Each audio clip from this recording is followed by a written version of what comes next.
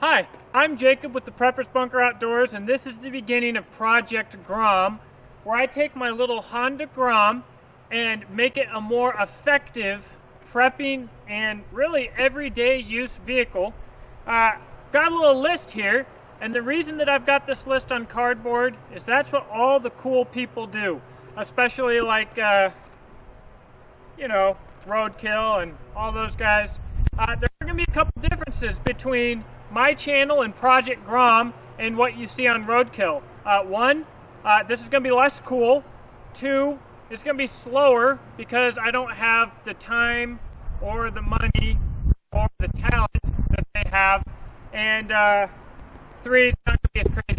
But what I'm generally going to do is explain what I want to do to this Grom and show you every part that I do to it and how that all turns out. So stick around and we'll talk about what I want to do, and I can't wait to show you how this little ride transforms into kind of a epic daily driver slash monkey bike slash prepping machine.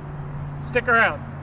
Now the first two items on my list are a tail tidy and a rack. Now you can see here that I do have the tail tidy, and instead of a rack I went with a 12 bar from Zeus Armor, and I'll put a link to them in the box below there. The reason that the tail tidy was so high on my list is although the license plate bracket that they come with from the factory works well and it stops getting crap all up over your back and stuff, it's just way too ugly. This thing needed a nose job, so I didn't replace this tail tidy for practical reasons, but for aesthetic, because I love the way this looks and I want to like my bike. Now, the reason I went with the 12 bar as opposed to a normal rack is they're about the same price between what the racks I was looking at on Amazon and the 12 bar, but the 12 bar is made to do a wheelie and smash the ground, whereas a rack is made to hold 50 pounds. So I've actually hauled about 150 pounds of gear, mostly ammo, on the back of this, and went off to a training class to do some pew-pew at tactical response, and that was like a 3 or 4 hour bike ride. Shock was maxed out. It's not good for it, but the 12 bar certainly holds up, and you'll see here that I took it to my friends and we welded on some chain links on the bottom so I could hook straps to it. So hopefully in the future that will be an option that Zeus Armor offers. Alright, so the next thing on my list is the exhaust. This old big fat thing here, already dented up. Sounds like a little fart.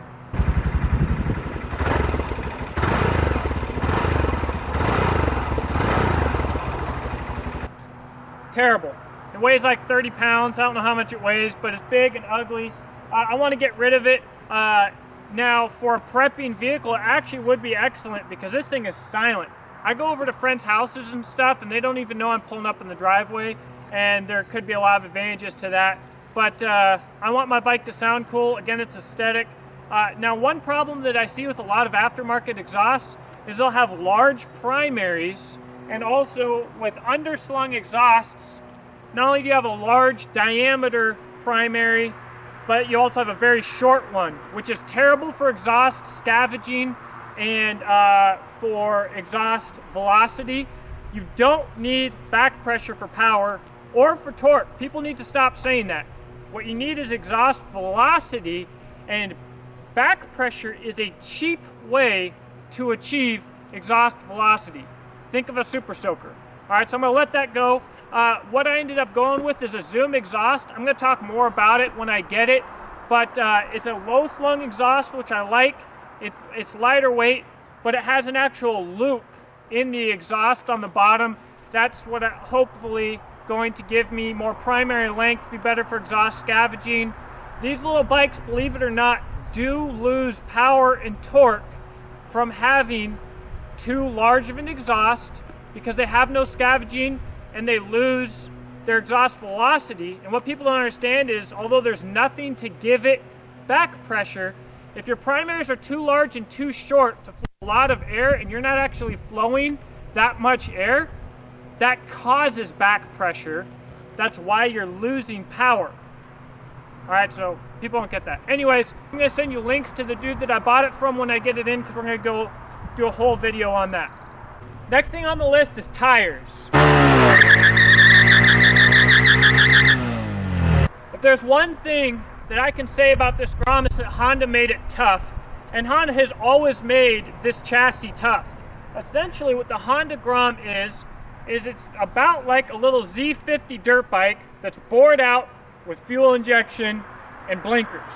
And so simple old frame. I've had it down 3 times, embarrassingly enough, and I think a lot of that is due to the tires. Stock tires are really, really bad. They're usable, and if you never push it, maybe you'll never have a problem with it, but these things are poo-poo. And so I'll be getting the Maxxis 6024s. They're out of stock right now, or I'd probably already have them. And as you might guess or see by my bike, it gets off the trail quite a bit, because I'm a hillbilly, and that's how life works. So, but the Maxxis 6024s actually should be better on the road than these stock tires, and the difference off-road obviously is incomparable. The only thing I'll have to watch for, typically the back tires don't last as long. I'll have to keep my shenanigans off the street as far as little baby burnouts and aggressive downshifting and crap like that. But really, all of that little goofy stuff is what makes this Grom so much fun.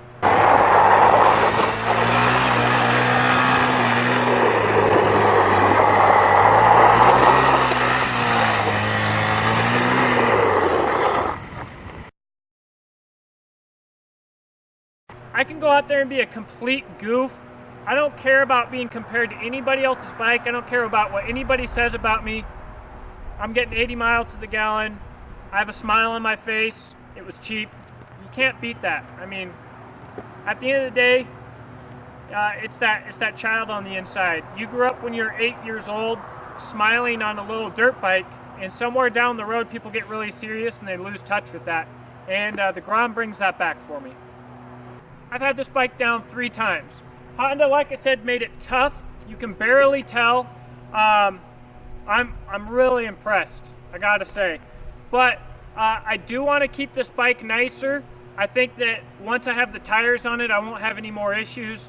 But being that I'm a goofball, I probably will. And I know that if I get a little more aggressive off-road, that'll certainly go down. If you ride a dirt bike and you're a man, you will crash.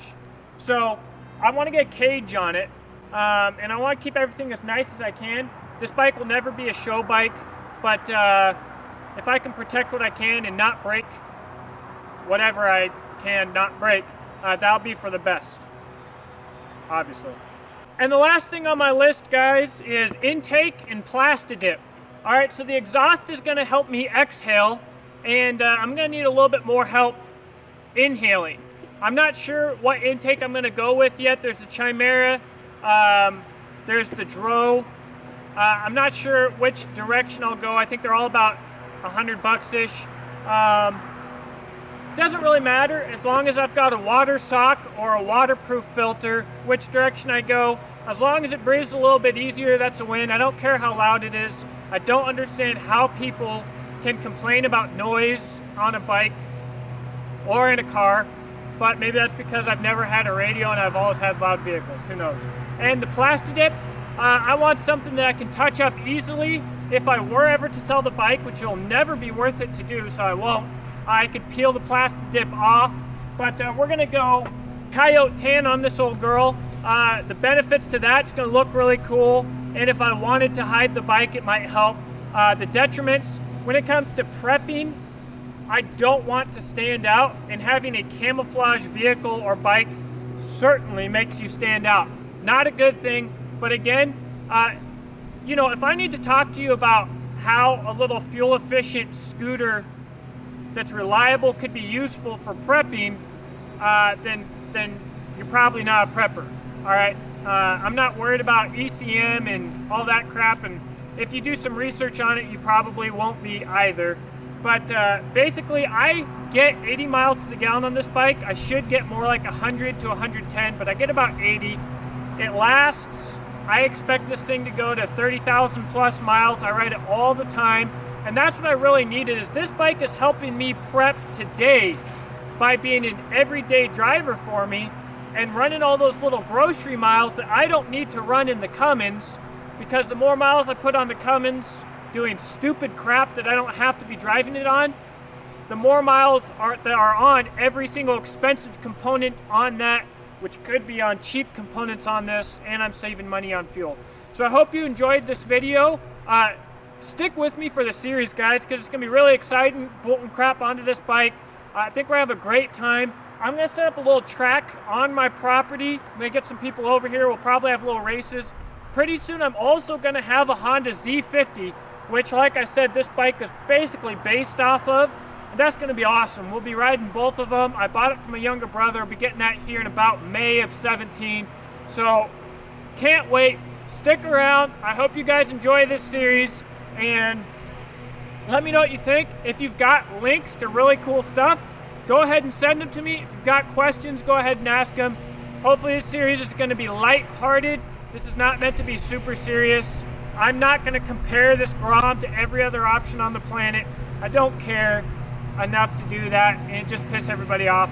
But I like the Honda Grom. If you like the Honda Grom too, sweet. Thanks. Glad to have you guys. Talk to you soon.